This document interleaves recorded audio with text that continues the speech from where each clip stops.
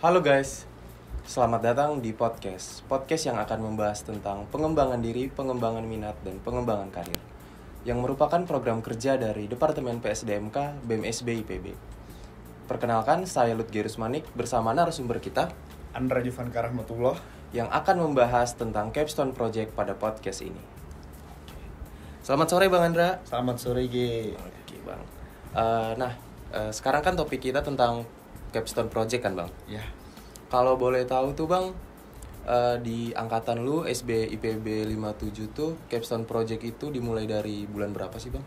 Oke, jadi waktu itu aku sama teman-teman angkatan 57 yang lainnya mulai Capstone Project itu di awal semester 7 ya sebenarnya. Tapi pelaksanaannya itu karena kita nggak begitu masuk semester 7 langsung magang tuh enggak. Jadi kita di SB itu dikasih pembekalan terlebih dahulu. Nah, jadi kurang lebih kita itu mulai proses magang kita itu di bulan-bulan 7, 8-an dan seterusnya gitu. Jadi emang kita tuh nggak begitu masuk semester 7 nggak langsung mulai magang tuh enggak. Oh iya Bang, sebelum kita lebih lanjut nih ngobrol-ngobrolnya, boleh kasih tahu dulu dong Bang tentang Capstone Project itu sebenarnya apa sih Bang? Oke, jadi buat teman-teman yang nanti yang mau capstone, aku spill sedikit. Capstone Project itu project tahun akhir buat mahasiswi SB IPB di semester 7 dan 8. Nah, jadi di Capstone Project itu sebenarnya ada dua rangkaian. Yang pertama itu kita ada magang dan dilanjutkan kita bisa proses laporan akhir atau kita ekstraksi skripsi ya dari project magang kita yang kemarin gitu. Nah, jadi dimulai di semester 7 Capstone Project itu dengan kegiatan magang, terus abis itu kita bisa ekstrak skripsi di semester 8. Nah, itulah Capstone Project yang ada di SB IPB. Untuk skripsi nih Bang, apakah dia itu harus ngambil dari topik capstone-nya kah atau boleh dengan topik yang lain?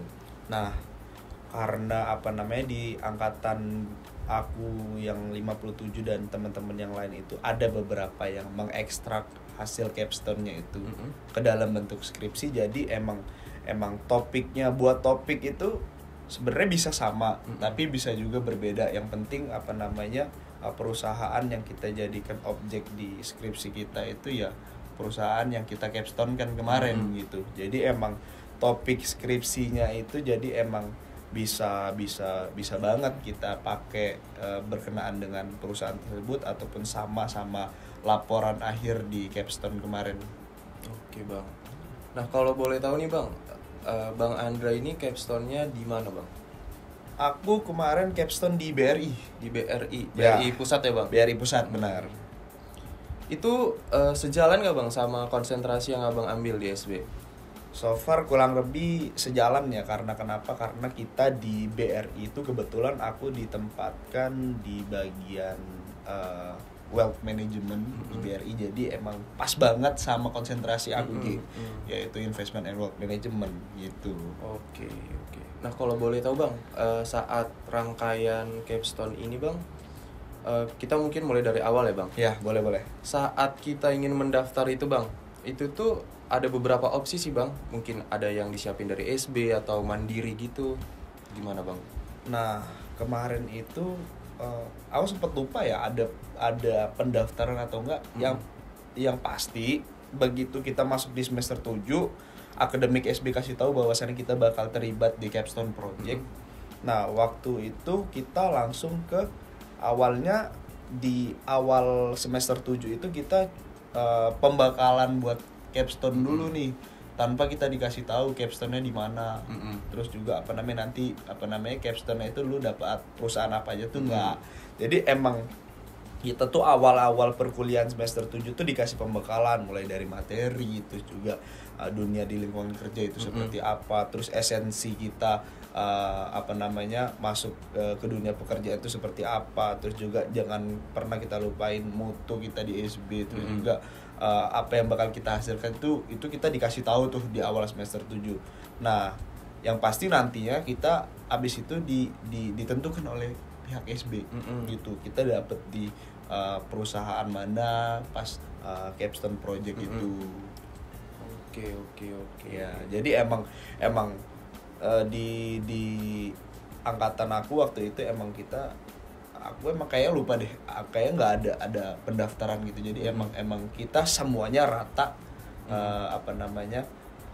ikut capstone. Berarti emang langsung disediain ya bang? Ya benar, sama SB. Nah selanjutnya nih bang, ketika bang pertama kali ditempatkan itu bang di perusahaan capstone project abang, ada nggak sih bang tugas dari SB lagi yang mungkin harus di follow up atau dikerjain setiap harinya, seperti proses-prosesnya itu dalam perusahaan tersebut? Nah, jadi di pelaksanaan project capstone ini kayak teman-teman harus tahu gitu. Jadi kita itu nggak cuma magang doang terus buat laporan akhir doang, tapi kita juga harus penyetaraan di student portal gitu. Nah, di penyetaraan student portal itu kan tentunya tujuan kita buat dapetin SKS ya. Benar, Bang. Nah, di capstone project ini di proses magang itu ada 13 SKS gitu. Jadi SKS. Kurang lebih kita harus mengumpulkan 585 jam. Ya, buat dapet 13 SKS selama proses magang. Nah, jadi tugas kita ya di sisi lain kita membersamai perusahaan kita buat kerjasama, ya kita juga harus buat waktu atau durasi kita kerja setiap hari tuh. Iya, jadi misal nih saya butuh 13 SKS, jadi kurang lebih butuh 585 jam. Jadi ya kita bagiin aja tuh, misalnya dalam sebulan kita kerja berapa hari tuh. Intinya misalnya dalam seminggu kita kerja dari Senin sampai Jumat. Berarti kan kurang lebih satu hari kita harus menghabiskan waktu buat kerja bersama perusahaan itu dari jam 8 sampai jam 5 lah. Itu pun udah lebih dari 585 jam nantinya di masa akhir project capstone. Jadi emang itu salah satu tugas dari SB. Yang kedua, nanti kita juga diminta membuat laporan akhir magang gitu. Yang mana laporan akhir magang ini nanti bakal kita presentasikan di akhir proses magang. Ya, jadi nanti kita ditentukan oleh pihak XB durasi magang kita berapa lama. Habis itu ketika kita selesai durasi magang kita lanjut ke pembuatan laporan akhir magang. Sebenarnya pembuatan laporan akhir magang itu enggak dikerjakan ketika di akhir, tapi di proses magang tersebut itu juga bisa kita kerjakan. Karena kenapa? Karena kita bisa memanfaatkan pimpinan, terus juga manfaatin sumber daya yang ada di perusahaan itu ya bang. Benar. Kita bisa studi case bareng kan, kita bisa cari problem bareng. Apa sih topik yang bagus buat aku masukin di laporan gitu. Jadi nggak semestinya dikerjakan di akhir. Ya mungkin saran aja buat teman-teman yang ingin ikut capstone project nantinya, jangan buat laporan akhir di akhir-akhir. Karena resikonya besar. Ya, iya benar. Oke bang. Nah berarti untuk durasi project capstone lu ini berapa bulan bang? Aku kemarin kurang lebih 2-3 bulan. 2-3 bulan. Dilanjutkan proses laporan akhir. Ya. Berarti capstone project ini bang, dia adalah tugasnya itu individu ya bang, bukan berkelompok. Nah, di angkatan aku kemarin itu dibedakan jadi 2 gitu. Oh, gimana tuh bang? Ada yang individu, ada yang berkelompok. Jadi nanti capstone projectnya, proses magangnya bisa individu, bisa juga berkelompok. Jadi nanti kalau individu ya laporan akhirnya juga individu. Tapi kalau berkelompok, laporan akhirnya dilaporkan secara berkelompok gitu. Jadi emang kita tuh bisa memberikan informasi ke akademik kalau seandainya kita pengen individu tuh bisa. Tapi kalau seandainya kita pengen berkelompok juga bisa. Tapi rata-rata so far akademik SB itu buat kita berkelompok. Berarti Bang Andra berkelompok? Iya, berkelompok benar. Itu berarti berkelompoknya itu Bang dalam perusahaan yang sama, bareng-bareng atau enggak Bang? Iya, benar. berkelompoknya itu di perusahaan yang sama, tapi nanti begitu masuk perusahaan kita belum tentu satu kelompok, ya satu divisi belum tentu. Oh, berarti job gitu. desk-nya beda-beda. Ya, beda-beda. Itu tergantung perusahaan masing-masing gitu. Nah, pas pelaksanaan capstone project ini kan Bang Andra kan di Jakarta kan, Bang, BRI-nya. Benar. Itu tempat tinggal Abang, kemudian transportasi, apakah Abang ngekos jadi di sana atau tetap tinggal di Bogor? Nah, jadi awal-awal capstone banget ya Gi ya. Dulu tuh sempet mikir gitu, gimana ya buat melakukan proses magang ini. Sempat bingung dulu lagi awal-awal tuh gimana gitu. Tapi lambat laun karena kebetulan aku sekarang itu lagi ikut program Project Sinergi ya. Jadi aku ikut kuliah S2 juga, yang kuliahnya itu notabene malam dari Senin sampai Kamis. Jadi mau nggak mau di hari di hari kerja pas capstone project itu aku harus PP dari Bogor Jakarta Bogor lagi gitu. Karena apa? Karena abis kerja jam 7 malamnya aku harus kuliah gitu Nah, tapi nggak perlu khawatir karena apa? Karena kemarin tuh kalau seandainya kita pakai transportasi umum mau naik KRL mungkin rame ya. Tapi aku tuh kemarin naik bis gitu. Jadi emang start di stasiun langsung nyampe depan kantor. Gitu. Jadi emang wah, ini kebetulan banget di pas gitu. Jadi aku bisa prepare dari Bogor jam berapa sampai ke Jakarta juga jam berapa, dari Jakarta juga balik prepare lagi mau ya? kuliah juga bisa gitu. Jadi kurang lebih aku kemarin tuh 3 bulan PP lah. 3 bulan PP ya. Bang. Nah, ada nggak Bang kayak culture shock gitu ketika Abang dari kampus kemudian langsung ke dunia kerja, gimana tuh Bang? Oh pastilah, pasti ada itu Gi. Boleh ceritain dikit nggak Bang? Boleh Spill dikit. boleh. Nih ya, kebetulan juga aku tuh orang Sumatera gitu. Begitu melihat dengan mata dan kepala dunia pekerjaan di Jabodetabek itu luas banget. Luas banget. Terus yang buat aku berpikir itu apa Gi? Begitu masuk ke dunia pekerjaan pasti kita shock banget habits kita selama ini selaku mahasiswa itu ya seperti ini gitu. Begitu masuk ke dunia pekerjaan, nggak bisa kita harus seperti ini. Kita harus mematuhi rules yang ada, mematuhi peraturan, harus tepat waktu, harus memprioritaskan mana yang harus kita prioritaskan gitu.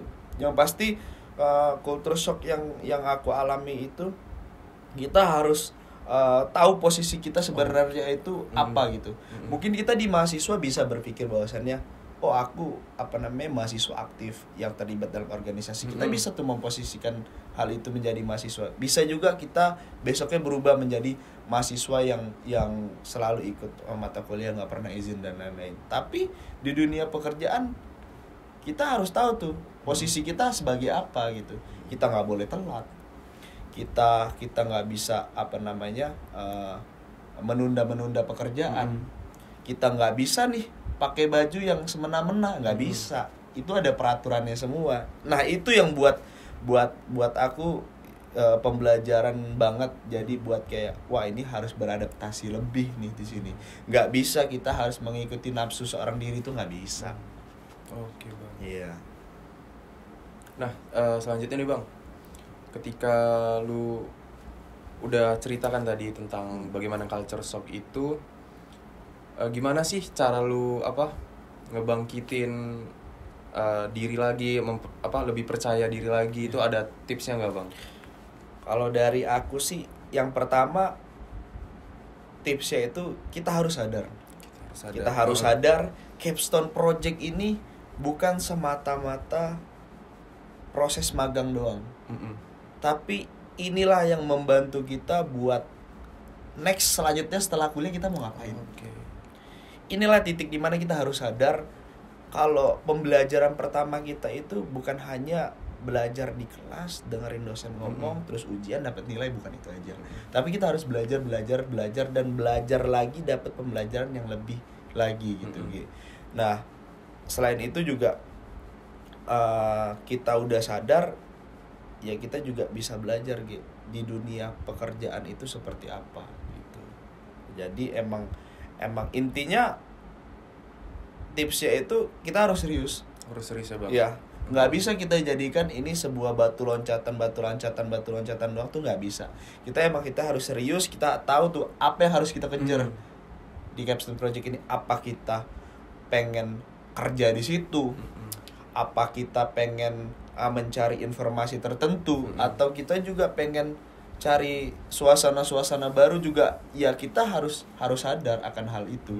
Jadi harus kita kejar, harus kita fokuskan gitu. Nggak bisa kita main-main tuh, nggak bisa. Karena waktu 3 bulan itu kalau kita hitung memang waktu yang cukup lama, tapi begitu kita jalankan itu cepet banget gitu. Bahkan sampai sekarang aku tuh mikir kayak, wah, Capstone kemarin 3 bulan nggak kerasa banget, kayak pengen ngelakuin hal itu lagi gitu loh. Tapi sekarang nggak bisa karena sekarang masih statusnya mahasiswa. Begitu statusnya nanti begitu berkesinambungan dunia pekerjaan mungkin bisa melakukan hal itu lagi. Tapi so far di sisi lain pengen juga ngelakuin itu. Jadi emang nggak bisa kita menyia-nyiakan waktu itu dengan begitu aja tuh, nggak bisa. Berarti intinya kita harus serius ya bang. Ya benar. Oh iya bang, kalau boleh tahu nih bang, pas pelaksanaan Capstone Project ini Bang Andre itu paid atau unpaid? Kebetulan kemarin tuh dapat informasi dari BRI itu di paid. Oh di paid. Ya, syukurnya di paid. Jadi bisa nge-backup pengeluaran selama ini. Gitu. Minimal uang transport ya bang. Benar. Bogor gitu, Jakarta. Benar. Kemudian nih bang, ya. Waktu Capstone Project ini tantangan yang paling Bang Andre alamin itu apa sih bang? Tantangan yang paling berat aku alamin itu membagi waktu. Oh, membagi waktu. Karena kenapa? Contoh nih, waktu itu aku itu pas magang itu kan masuk jam 7:30 nih. 7:30 itu harus udah ada di meja. Oke. Kita harus mulai briefing pagi tuh di BRI itu. 7:30 kita harus udah di BRI. Otomatis kan dari Bogor nggak mungkin kan jam 7, nggak mungkin juga kan jam 6. Otomatis kita setelah subuhan harus udah siap, berangkat ke stasiun nunggu mobil, abis itu berangkat ke Jakarta. Jadi hal-hal yang berat banget aku alami itu membagi waktu Gi. Karena kenapa? Karena begitu kita udah prepare nih, nyampe ke BRI 7:30, udah sampai ke BRI, pulang itu jam 5 sore. Nah, dan harus kuliah lagi ya bang? Iya, jam 5 sore itu belum lagi kalau seandainya kita ada meeting, bisa kita pulangnya ngaret. Nah, resikonya di perjalanan kan macet tuh. Kuliah kita terlambat. Nah, jadi emang kita itu harus bisa bagi waktu sedetail mungkin, biar nggak ada beberapa hal-hal yang dirugikan gitu Jadi emang kalau seandainya notaben orang-orang punya kesibukan lain selain Capstone Project, ya saran aku sih harus bisa cari prepare waktu yang lebih gitu, nggak bisa dadak-dadakan gitu. Berarti harus terjadwal ya bang? Iya benar, harus kita sesuaikan nih, hari ini kuliah ya kita harus kuliah, hari ini kita kerja ya harus kerja, hari ini kita magang ya harus magang. Jadi nggak bisa satu elemen kita rugikan tuh, nggak bisa. Saya kayak harus izin aja, nggak bisa. Itu nggak profesional. Iya. Apalagi notabene aku tuh tiap hari harus kerja di kantor gitu. Ya jadi emang libur itu cuma weekend doang. Ya. Ada nggak bang pengalaman yang paling berharga gitu saat Capstone Project ini bang? Nah, pengalaman yang paling berharga itu waktu itu di BRI aku itu di tim strategi and policy. Oke. Di WMG juga kebetulan tim leader aku itu dia punya mindset tersendiri ya, sama anak-anak magang gitu. Ini pembelajaran aku banget Jadi dia itu nggak semena-mena sama anak magang itu. Kebanyakan dari kita itu ngelihat informasi-informasi ataupun desas-desus magang itu, wah nanti kamu tuh disuruh-suruh mas magang, disuruh buat ini, disuruh buat itu, disuruh motokopi itu. Tapi nggak semuanya seperti itu ini real yang aku alamin. Ini pembelajaran banget buat aku. Dia tuh ngasih pembelajaran di mana ketika kamu magang, saya nggak kasih kamu tugas lebih, saya nggak kasih kamu tugas banyak. Kenapa katanya? Karena saya pengen kamu observasi di sini. Saya pengen kamu lihat gimana lingkungan dunia pekerjaan itu, gimana situasi pekerjaan itu, gimana birokrasi di dunia pekerjaan itu. Jadi emang dia tuh pengen aku tuh lihat langsung gitu loh. Apa aja sih dampak yang bisa aku dapetin, apa aja sih proses yang bisa aku lakuin gitu. Jadi nggak semata-mata cuma nyuruh aku doang karena aku anak magang bisa disuruh-suruh tuh enggak gitu. Nah, itu pembelajaran banget buat aku. Jadi apa? Jadi otak aku berpikir buat apa namanya? Oh, harus ada yang harus aku cari tahu nih gitu. Begitu pengen buat surat, otak aku jalan nih. Oh, aku harus nanya, aku harus cari tahu buat surat itu seperti apa. Enggak cuma nunggu aja. Oh, ini template suratnya lu kamu harus buat kayak gini, enggak gitu. Jadi emang kebetulan tim leader aku tuh emang ngasih pembelajaran insight yang luar biasa ke aku gitu. Berarti antara anak magang dan karyawan tetap itu dibedain ya, Bang? Statusnya memang dibedakan, tapi kita berbaur di sana ya kayak teman aja sih. Lebih ke menghormati profesi masing-masing. Misal nih kita tahu dia tim leader, ya kita nggak bisa kan kayak deket banget sama dia kan, nggak bisa gitu. Jadi emang tapi kalau kita ngomongin komunikasi, ya kita komunikasi kayak manusia layaknya aja gitu. Ketawa, ngobrol gitu. Tapi begitu kita dapat tugas, ya kita fokus sama tugas masing-masing gitu. Jadi dibedakannya itu karena status aja sih. Tapi kalau kita ngomongin komunikasi, ngomongin makan, ngomongin istirahat, kita sama-sama terus. Oke, Bang. Kemudian, Bang, mungkin karena topik kita tentang capstone ini udah habis juga ya, Bang. Iya. Lu ada tips nggak, Bang? Tips terakhir lah untuk teman-teman KMSB yang 58 ini yang bakal capstone project. Oh iya, bener ya. Abis ini teman-teman angkatan 58 bener, Bang, yang bakal capstone. Ya, kalau dari aku sih nggak banyak-banyak gitu. Intinya begitu teman-teman angkatan 58 nanti mengikuti kegiatan capstone project, jangan pernah berpikir bahwasannya capstone project ini adalah langkah yang tidak tepat. Tapi jadikanlah capstone project ini suatu pembelajaran yang lebih buat diri kalian. Karena kenapa? Karena nggak semua orang bisa dapat capstone project seluar biasa kayak kita gitu. Mulai dari kita difasilitasi sama SB, perusahaan udah dipilihin. Terus juga nanti ada plusnya, kita bisa di paid.